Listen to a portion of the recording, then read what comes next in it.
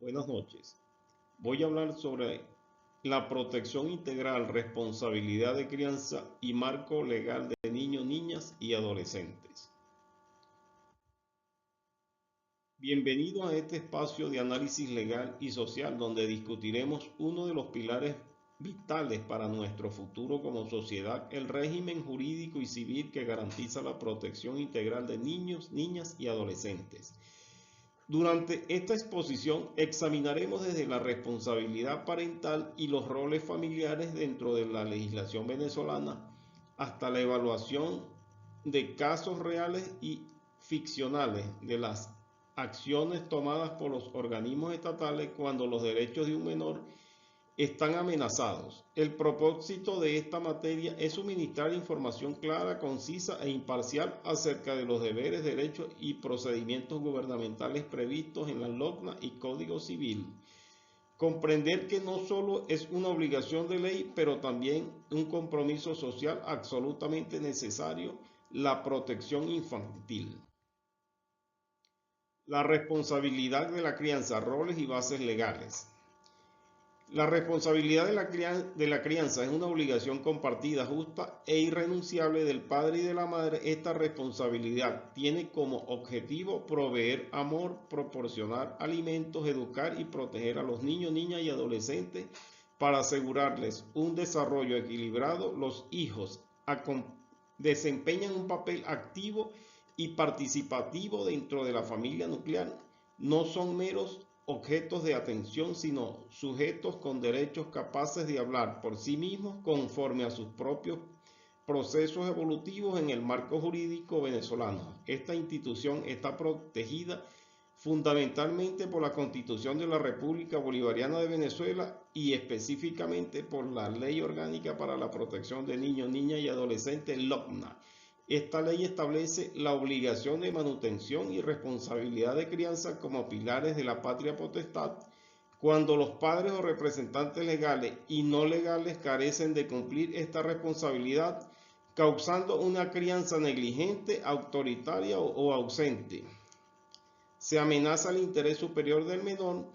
Esto puede dar lugar a situaciones severas como abandono escolar, desestructuración emocional, conductas arriesgadas y una intervención del Estado por medio de medidas de protección o incluso la privación de la patria potestad. Caso práctico: la brecha generacional en el cuidado y sus abordajes legales. En una comunidad del país, una niña de 9 años queda al cuidado total de su abuela de 85 años a raíz de la migración forzada de sus padres hacia afuera del territorio.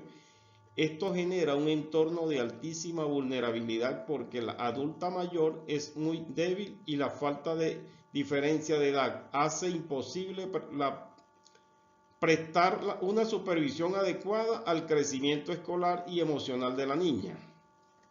La crisis explota cuando la abuela tiene una caída que la incapacita para moverse y la niña se ausenta de clase recurrentemente para cumplir tareas domésticas pesadas, poniéndola en riesgo social y sin formación. A la alarma emitida por la escuela, el Consejo de Protección de Niños, Niñas y Adolescentes interviene de manera obligatoria, aplicando el principio del interés superior del niño. La institución otorga una medida de protección de la familia colateral con un hermano idóneo próximo en ese país, regulando la condición jurídica de conformidad con el artículo 396C de la LOCNA, asegurando el derecho a la familia y al aprendizaje de la niña mientras se tramita la delegación oficial de la responsabilidad de enseñanza y se requiere al padre a distancia el pago de la obligación económica requerida.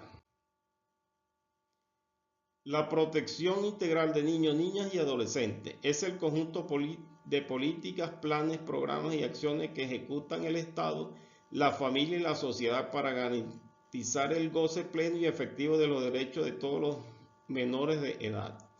Se caracteriza por concebir a los niños como sujetos de derecho, cuya atención es prioritaria y absoluta en cualquier circunstancia social. Las consecuencias de su correcta aplicación son la disminución de la marginalidad infantil y el fortalecimiento del núcleo familiar, mientras que su ausencia provoca desamparo institucional. Su base legal reside en el artículo 78 constitucional y el artículo 1 de la LOGNA. Un ejemplo de esto es la creación de defensorías de niños, niñas y adolescentes en los municipios para asesorar y canalizar denuncias comunitarias de forma gratuita. El maltrato a niños, niñas y adolescentes se define como acto y omisión que cause daño físico, psicológico, emocional, sexual a un menor, ejecutado por personas que están a cargo de su cuidado, custodia u autoridad. Se caracteriza por el abuso de poder, el uso de castigos corporales destructivos y la humillación verbal sistemática. Las consecuencias directas incluyen traumas psicológicos crónicos, baja autoestima, replicación de conductas y violentas en la adultez y, en casos extremos, la muerte física. Está drásticamente sancionado y prohibido por el artículo 32A de la LOGNA. Un ejemplo ocurre cuando un representante encierra a un adolescente por día sin alimentación como método disciplinario, lo cual constituye un delito flagrante de trato cruel y negligencia grave. Los derechos humanos, doctrina universal versus doctrina específica.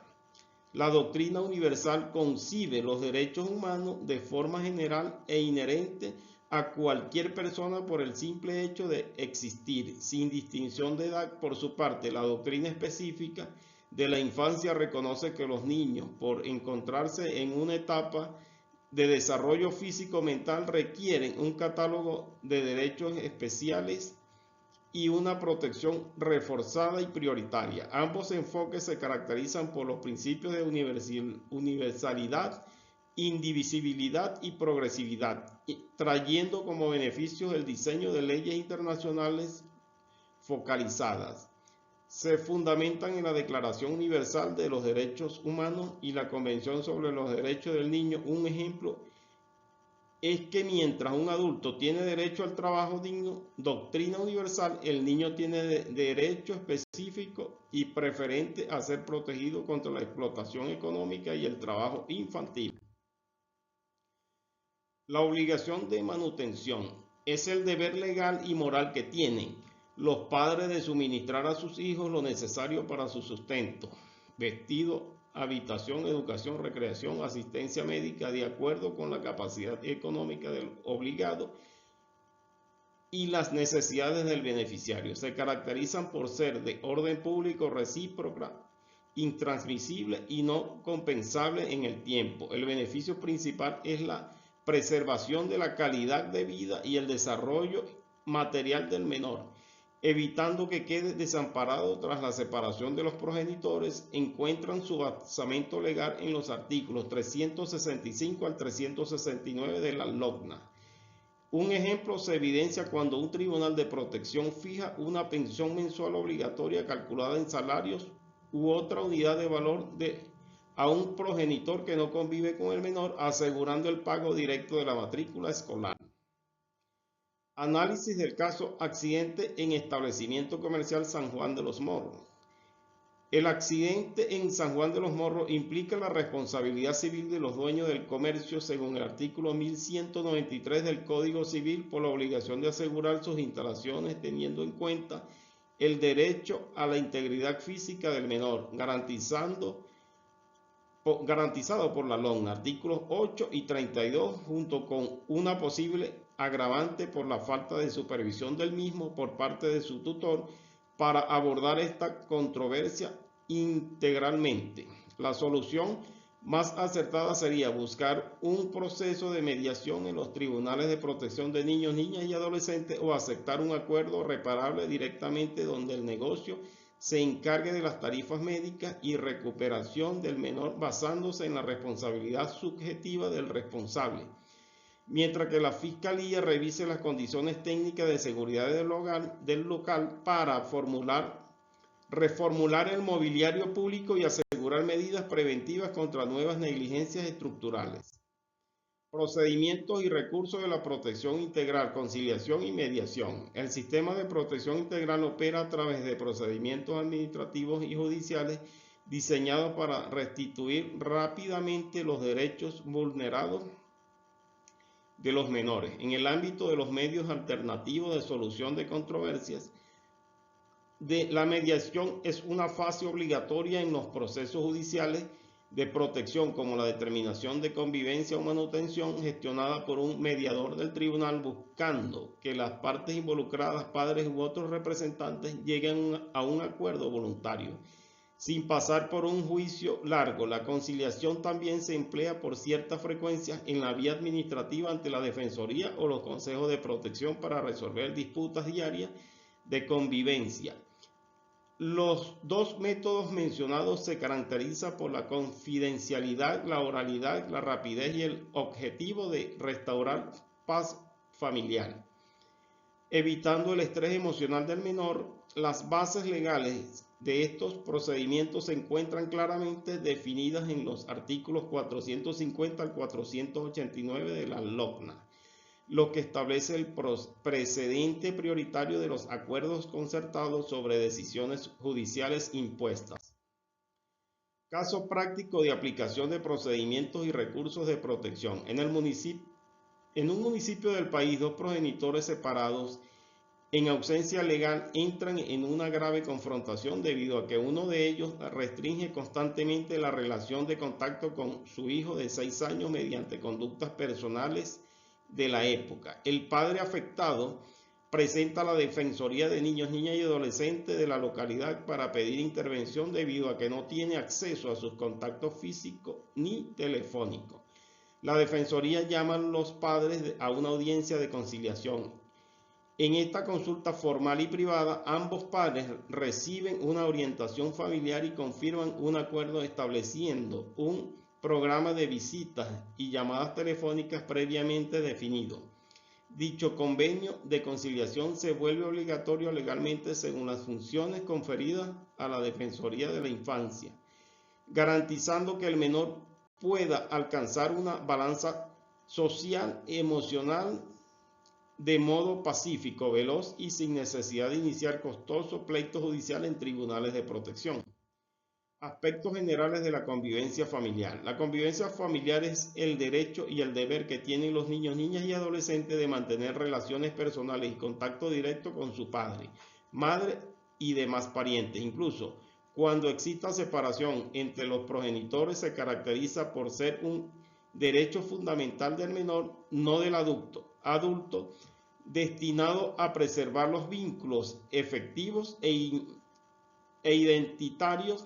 Su beneficio principal es la estabilidad emocional del hijo y el sano desarrollo de su personalidad. Se fundamenta legalmente en los artículos 385 y 386 de la LOCNA. Un ejemplo es el establecimiento de un régimen ordinario que incluye fines de semana alternos, fechas de cumpleaños y periodos vacacionales compartidos de manera equilibrada.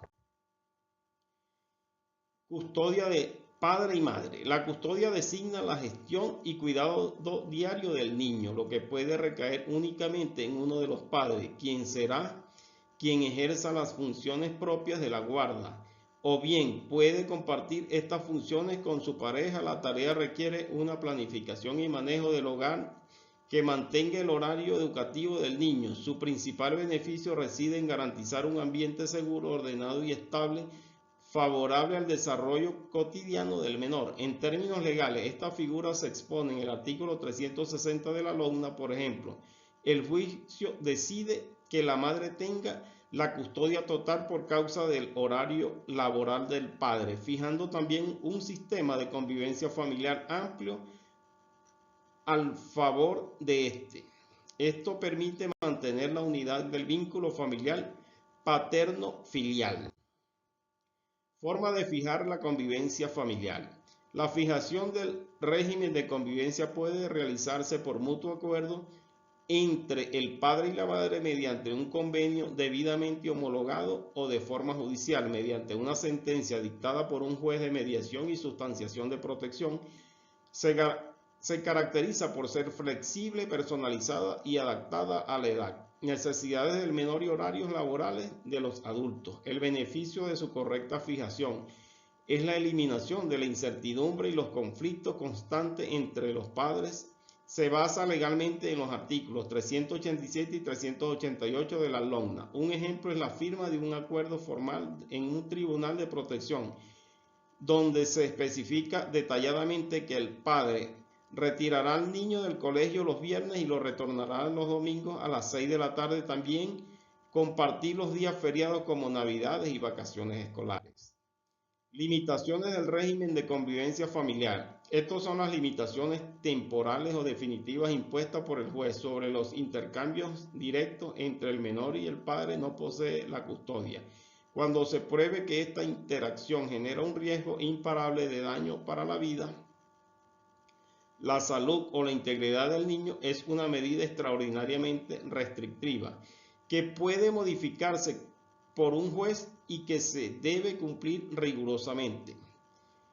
El beneficio principal es la protección instantánea del niño frente a ambientes que puedan resultar peligrosos o conductas paternas agresivas. Su base legal está dado en el artículo 389 de la LOGNA.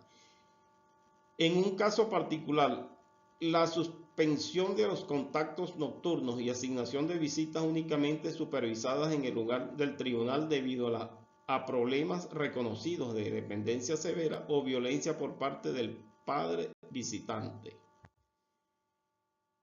En conclusión, a modo de reflexión final, este recorrido jurídico nos demuestra que las leyes de protección no son simples textos decorativos, sino herramientas vivas destinadas a garantizar la dignidad y el bienestar de las generaciones del mañana. La gran lección que nos dejan tanto la doctrina de la protección integral como los casos prácticos analizados es que la infancia es un territorio de corresponsabilidad absoluta.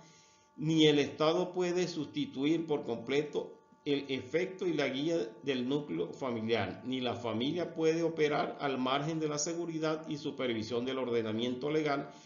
Cuando un negocio descuide sus instalaciones, cuando la migración fracture un hogar o cuando las diferencias entre padres bloqueen la sana convivencia de un hijo, se rompe un eslabón social que debió ser protegido. Garantizar que cada niño y adolescente crezca en un entorno libre de violencia, con manutención justa y la posibilidad de desarrollarse plenamente, no depende solo de un juez o de un consejo de protección. Es una tarea que nos convoca a todos como ciudadanos profesionales y seres humanos. Muchas gracias.